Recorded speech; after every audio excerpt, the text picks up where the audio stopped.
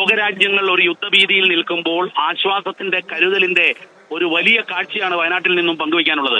ഒരുപക്ഷെ ജനസാഗരം ഇളകിക്കൊണ്ട് ഹർഷാരവത്തോടുകൂടി മന്ത്രിസഭയാകെ മുഖ്യമന്ത്രിയും മന്ത്രിമാരും വേദിയിലേക്ക് വരുമ്പോൾ നമ്മൾ കണ്ട കാഴ്ച ജനമാകെ ആരവം വിളിച്ചുകൊണ്ട് വയനാട് ജനത സ്വീകരിക്കുന്ന കാഴ്ചയാണ്.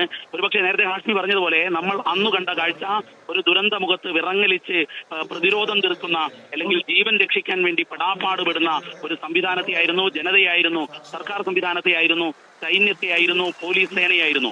പക്ഷെ എന്നാൽ ഇന്നിപ്പോൾ അവർക്ക് കാരുണ്യത്തിന്റെ കരുതലിന്റെ കൃത്യമായ കിടപ്പാടം, അതും സാധാരണ ലക്ഷം വീട് കോളനിയോ അല്ലെങ്കിൽ പുനരധിവാസ കേന്ദ്രങ്ങളോ പോലെയല്ല, എല്ലാ സൗകര്യങ്ങളുമുള്ള ഒരു ഹൈടെക് വീട് തന്നെ അവർക്ക് വേണ്ടി ഒരുക്കിയിരിക്കുന്നു. ഒരു ടൗൺഷിപ്പ് എന്ന് പറഞ്ഞാൽ അതിൽ കളിക്കളം ഉൾപ്പെടെയുള്ള എല്ലാ സംവിധാനങ്ങളും സൗകര്യങ്ങളും ഏർപ്പെടുത്തിക്കൊണ്ടുള്ള ഒരു പാർപ്പിട സമുച്ചയമാണ്.